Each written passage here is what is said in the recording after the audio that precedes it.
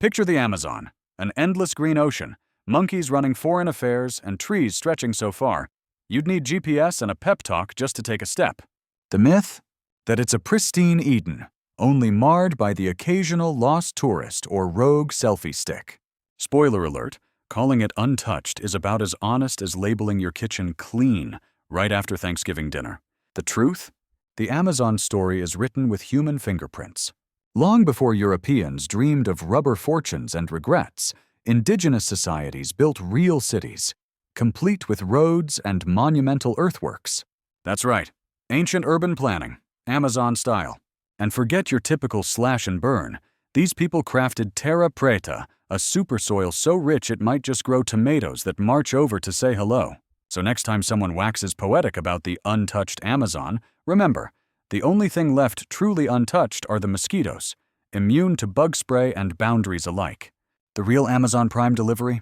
Millennia of innovation, still paying ecological dividends. While many see the Amazon as an untouched wilderness, it also plays a vital role as the lungs of the earth.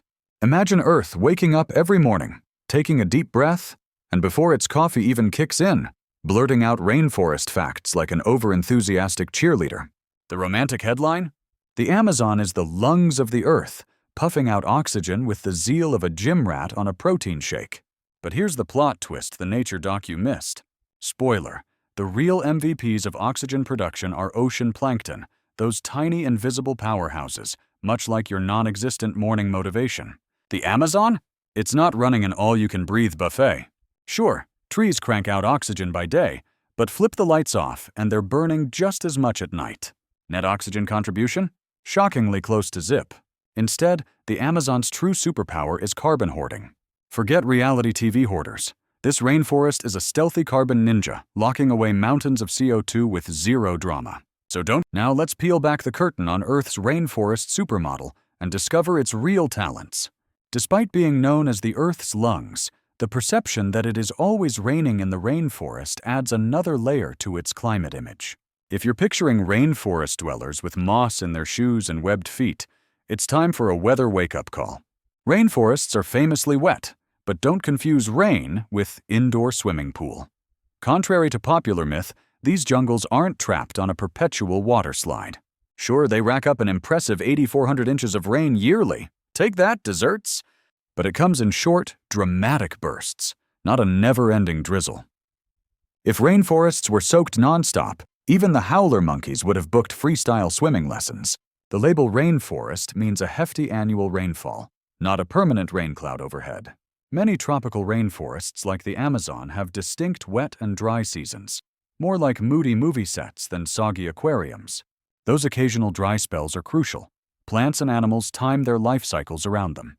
Constant downpours? Total chaos. Imagine soil erosion, stressed-out seedlings, and grumpy capuchins on the edge. And here's the kicker. Thanks to the leafy canopy, the ultimate natural umbrella, it's often drier on the jungle floor than in your friend's basement after a plumbing disaster. Beyond weather patterns, the wildlife in the Amazon often fuels myths about dangers, like all animals wanting to kill you. Step into the Amazon, where even the butterflies give you a look that says, "What are you doing here?" Legend has it every creature's plotting your grand jungle exit. The parrots sharpening beaks like feathery ninjas, piranhas circling with more hunger than subtlety, and jaguars lurking behind every decorative epiphyte, just waiting for the perfect dramatic leap. But truth bomb, the real MVP of menace is the humble mosquito buzzing around your ankles.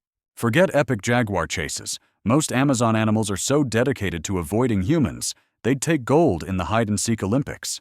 If anyone's scheming, it's the microscopic army of disease-carrying insects, sneaky parasites, and the occasional frog whose toxicity screams, "Please don't lick me," rather than "I'm out for blood." Sure, anacondas and caimans are around, but when it comes to human encounters, it's mostly mutual awkward side-eyes and well-practiced avoidance. Misunderstood stars like bullet ants or electric eels? They're all about defense, not running a jungle hit squad. Piranha's real secret? They're just patiently waiting for you to drop your sandwich, not your limb. Compared to sprinting down the street with a grumpy chihuahua on your tail, swimming with river dolphins here is basically spa day.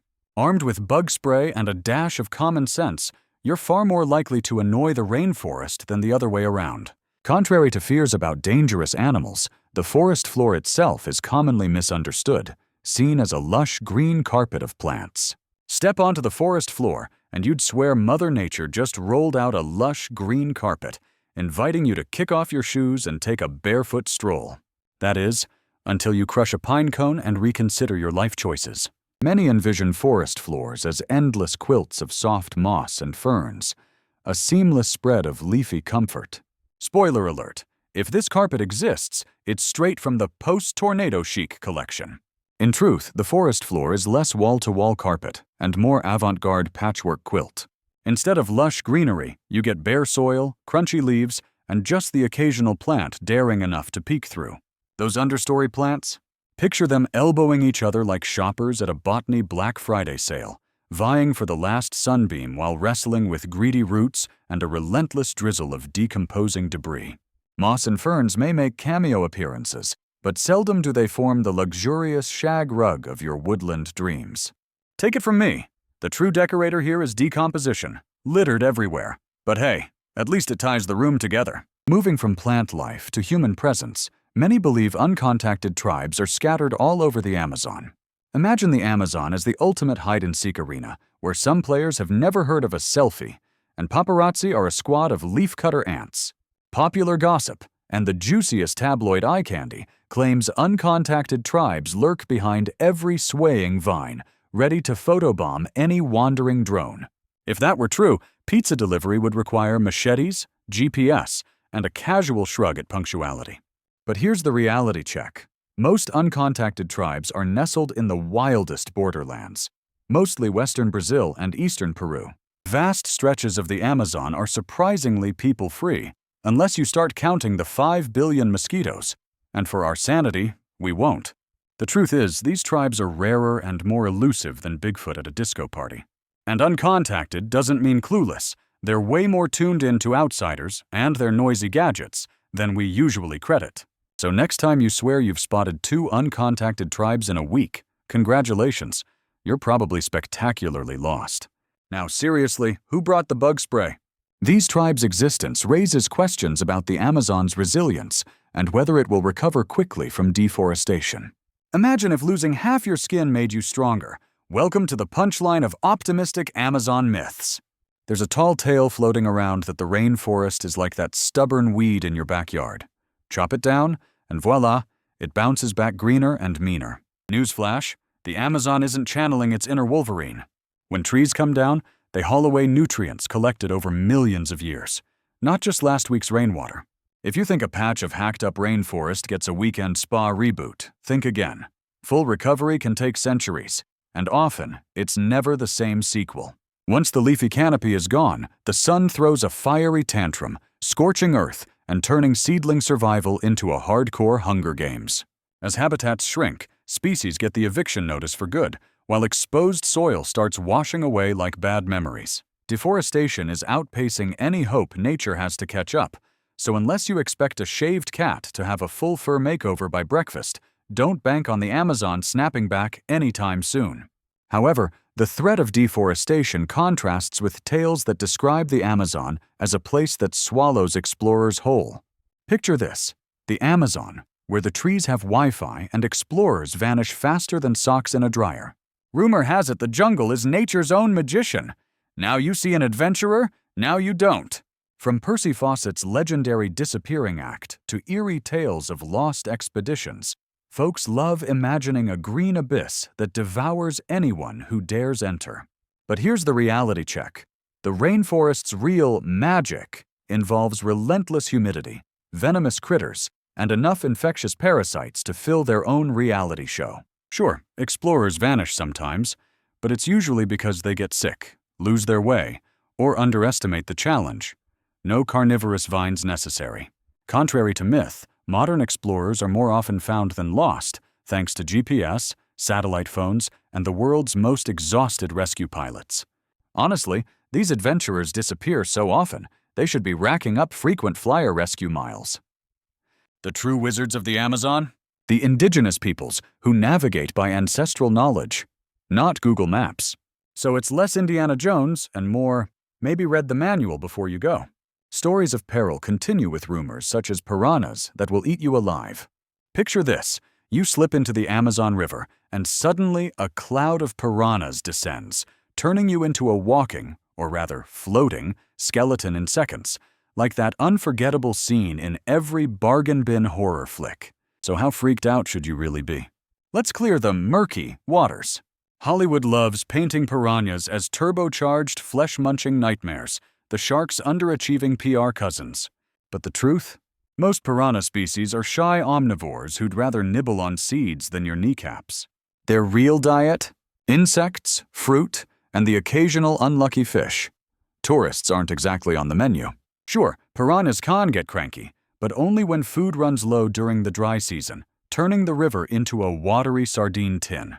So, unless you're cartwheeling through a drought-ravaged pool while waving chicken drumsticks, you'll leave with both limbs, and pride, still intact. That much-hyped piranha feeding frenzy? Mostly a TV stunt cooked up by producers with hungry deadlines rather than genuine Amazonian mayhem. Honestly, if piranhas wanted humans, Brazil would look like a boneyard by now. Bottom line, piranhas are more interested in your lunch than in making you theirs. If you're itching to be nibbled alive, maybe book a spot at an all-you-can-eat buffet instead. The danger extends beyond animals to myths about man-eating plants roaming the jungle. Picture this. You're hacking through the rainforest when, bam, a vine snakes around your ankle. Cue the Jaws theme, but for ferns. Legend has it the jungle's packed with sinister shrubs and leafy piranhas, ready to turn unwary explorers into the Blue Plate Special. Victorian adventurers, fueled by mosquito bites and maybe a splash of gin, stumbled home babbling about carnivorous plants that could swallow goats faster than you can say, botanical horror. The infamous Madagascar man-eating tree? It had more viral buzz than any cat video, back when viral meant scaring the queen with your fever dreams. Here's the chlorophyll-soaked reality. Carnivorous plants do exist, but unless you're under 2 inches tall and answer to buzz, you're safe. Venus flytraps, pitcher plants, and sundews might snag a bug or two, but offer them a human toe, and they'd end up with indigestion, and maybe a craving for hiking boots instead. Nervous hiker? Chill out. The only thing getting devoured is your bug spray, not your limbs. So shelve those salad is out to get you fears. Your real foe is malaria, not mobile shrubbery. Now onward, just watch your step. Yet beneath such myths, the rainforest soil itself is often believed to be nutrient-rich and fertile. If you're picturing rainforest soil as nature's miracle grow, get ready for a rude and muddy awakening. Most folks think, wow, so many trees, so much green. The dirt here must be nutrient-packed. Hold on to your gardening gloves, though. The reality? Rainforest soil is like a salad made entirely of croutons. Looks robust, but nutritionally sketchy. Here's the kicker. It's the plants that are hoarding all the good stuff. The soil underneath? Shockingly poor, like it squandered its inheritance and now lives paycheck to paycheck. Rapid decomposition is the name of the game. Dead leaves and critters break down so fast, nutrients get recycled into plants quicker than you can say compost. Farmers who clear rainforests expecting rich black gold end up served a muddy pie, minus the tasty filling. Once the trees are gone, rain washes away what little's left. That so-called jungle fertility? Pure botanical smoke and mirrors. The secret? Rainforests ace the recycling game, but their dirt would flunk chemistry class. This fertility supposedly allows for visibility and life along the river, leading to the idea that you can see everything from the river. Forget Instagram filters. If you want Paris in all its glory, just hop aboard a boat on the Seine. Picture yourself gliding down the river, with the Eiffel Tower striking poses like a metallic supermodel sashaying along the bank. There's a persistent urban myth that only savvy locals know the real Paris. But let's be honest, the Seine spills all the city's secrets, warts, wonders, and baguettes included. Historical landmarks line the banks, flaunting themselves in perfectly dramatic, selfie-ready formation. Meanwhile, Bateau Mouche deliver a heady cocktail of commentary, romance, and just enough chilly wind to put your hair products to the ultimate test. You'll float past Notre Dame, sneak a peek at the Louvre, and maybe even catch a Parisian deep in existential thought, cigarette poised like a scene straight out of a black and white film. A river cruise is the front row seat to all this spectacle, No sore feet, no wary eye on lurking pickpockets. At golden hour, Paris from the water makes every other city look like it's still stuck in rehearsal. And really, a boat tour? Because walking is exhausting, and segways are a whole other challenge. Shifting from geography to culture, some believe that all Amazon people live in treehouses. Imagine swinging from treehouse to treehouse like a vine-powered Tarzan. Could this be just another Tuesday in the Amazon? Hollywood sure thinks so. Thanks to action flicks and a suspicious number of postcards, we picture Amazonian communities living in leafy penthouses, high above jaguars and mosquitoes. Why do we cling to this vine-laden daydream? Because treetop lifestyles make for cracking adventure tales and sell souvenir mugs. But surprise, most Amazonian folks aren't exactly auditioning for Tarzan, the sequel. Instead, they build sturdy huts and houses firmly planted on the ground, cleverly adapting to the rainforest's quirks. Architectural styles are as varied as the jungle itself, shaped by local resources and time-honored traditions.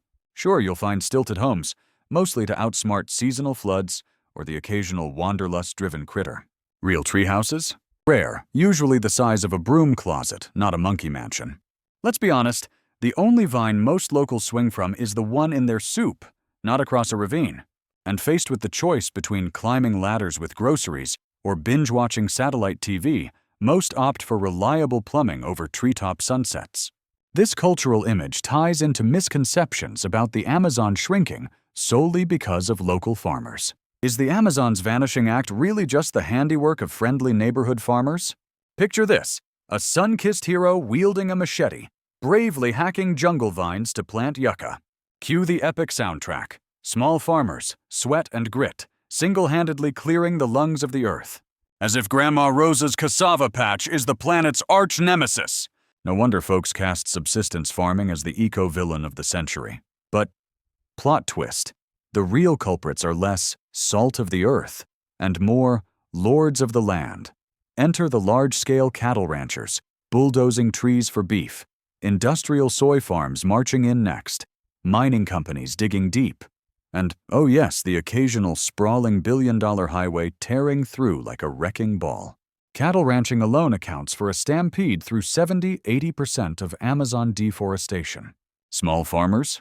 Merely bit players in this environmental soap opera, about as guilty as your goldfish sinking the Titanic. Government incentives and global appetites just line big business pockets. Meanwhile, illegal loggers run the scene with mafia-level swagger, making The Godfather look like Bluey. So sure, small farmers matter, but blaming them alone is like accusing your backyard bananas of bulldozing the rainforest. Meanwhile, fears about local threats are heightened by myths that jaguars stalk travelers constantly. Imagine taking a jungle stroll and suddenly feeling dozens of jaguar eyes plotting your demise from the nearest leafy shrub. It sounds like a scene ripped from an overhyped adventure flick or a travel memoir. Jaguars, those so-called relentless people hunters, supposedly lurking just off the tourist trail, sharpening their claws and their social schedules. According to pop culture, these big cats clock more frequent flyer miles following backpackers than any airline, eager to star in a real-life Jaws set in the Amazon. But the truth? Jaguars are the ultimate rainforest introverts. Famously shy, they usually avoid humans unless they're seriously annoyed or downright desperate. Their dinner menu features deer, peccaries, or a plump capybara, not sweaty tourists in hiking shorts. Statistically, you're way more likely to be bothered by a mosquito than mauled by a jaguar.